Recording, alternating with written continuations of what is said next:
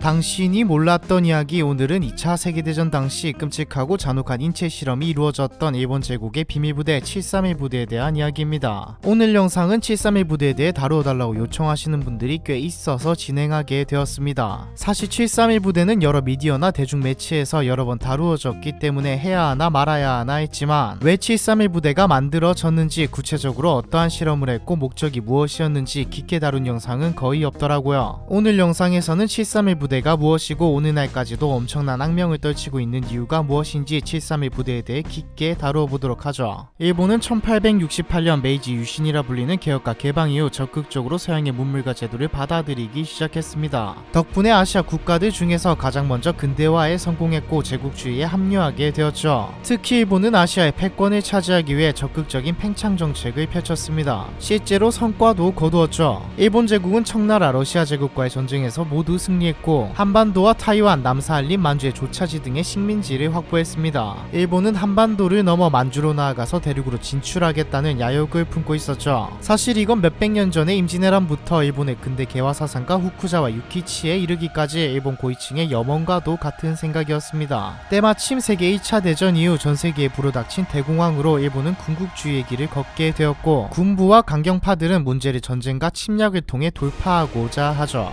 그렇게 1931년 일본 관동군은 일본 정부의 허가도 없이 만주 사변을 일으키게 됩니다. 1932년에는 일본 군부가 당시 일본 총리 대신 이누카 이스요시를 암살하는 등 폭주하기 시작하죠. 쉽게 말해서 정부가 군부를 통제하지 못하는 상황이 된 것입니다. 만주 사변을 일으키고 중국 동북부를 장악한 관동군은 본격적인 만주 개척에 나섰습니다. 그런데 만주 지역은 시베리아 기단의 영향으로 겨울이 매우 추운 데다 비나 눈은 잘 오지 않아 매우 건조하죠. 만주 지역에 주둔한 일본군은 물을 구할 데가 없었습니다. 당연히 제대로 씻지도 못했기 때문에 장티푸스와 말라리아와 같은 전염병도 창궐했죠. 전투로 인한 사망자 숫자의 절반 정도에 달하는 인원이 전염병 사망자였을 정도였습니다. 당시 이랑은 만주에 주둔한 군부대의 물 공급을 관리하고 전염병 방역을 책임지는 방역급수 부대를 창설할 것을 명령하죠. 그렇게 해서 하얼빈 남쪽 20km 지점에 일본 제국 관동군 방역급수부 731 부대가 만들어지게 됩니다. 이름에서 알 수 있듯이 731 부대가 처음 세워졌을 때는 인체 실험 부대가 아닌 군의 방역과 급수를 담당하고 예방의학을 연구하는 부대였습니다. 하지만 1937년 중위전쟁이 발발하고 본격적인 전시체제에 돌입하자 당시 실용화되기 시작하던 세균전 비밀 연구도 함께 진행하게 되었죠. 바이러스, 패스트, 콜레라 등의 생물학 무기 연구 및 개발도 731 부대가 맡게 되었습니다. 이때 관동군의 야전방역 급수 부장으로 파견된 사람이 악명 높은 군의관 이시이 시로였죠. 이때부터 평범한 방역 급수 부대에서 민간인을 대상으로 끔찍한 생체 실험을 하는 부대로 바뀌게 됩니다.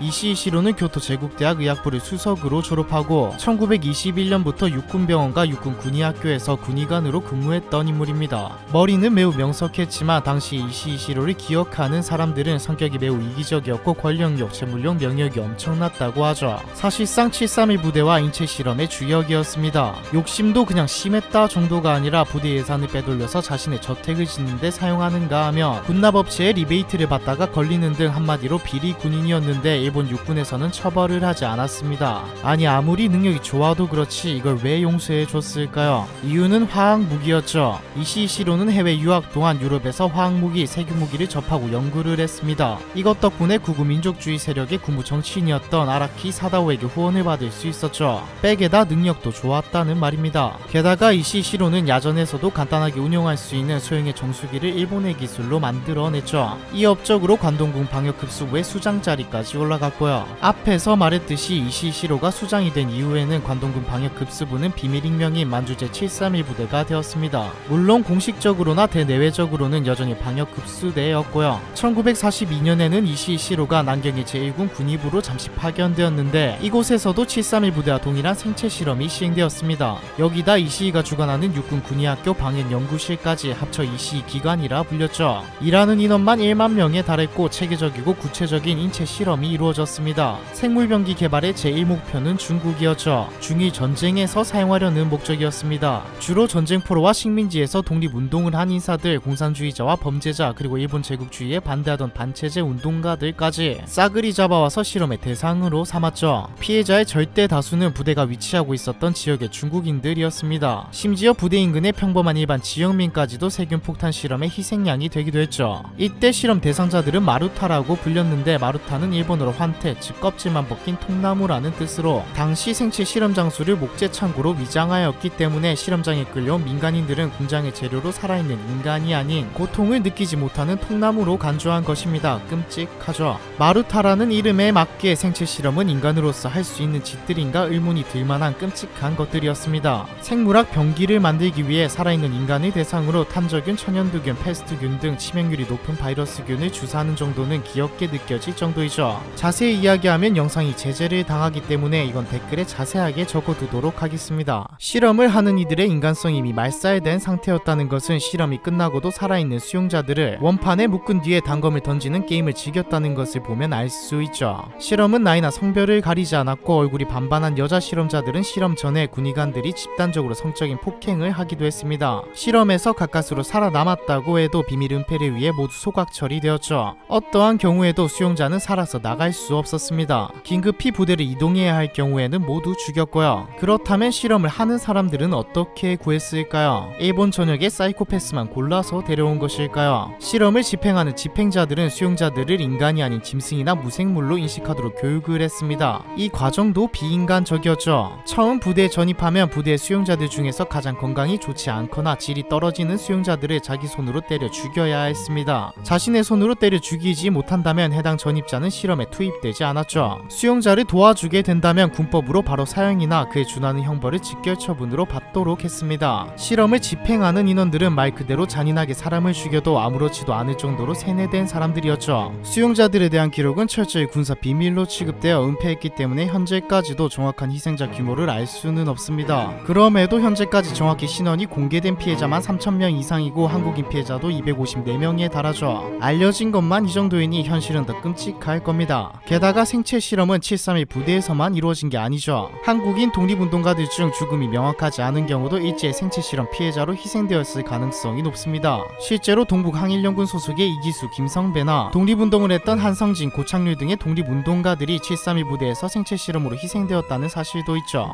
731 부대는 아니었지만 당시 후쿠오카 형무소에 수용되어 있었던 신윤동주와 송봉규도 생체 실험으로 희생되었을 가능성이 매우 높습니다. 후쿠오카 형무소에서 이시시로가 지도하고 규슈 제국대학이 주관하는 생체 실험이 진행되었거든요.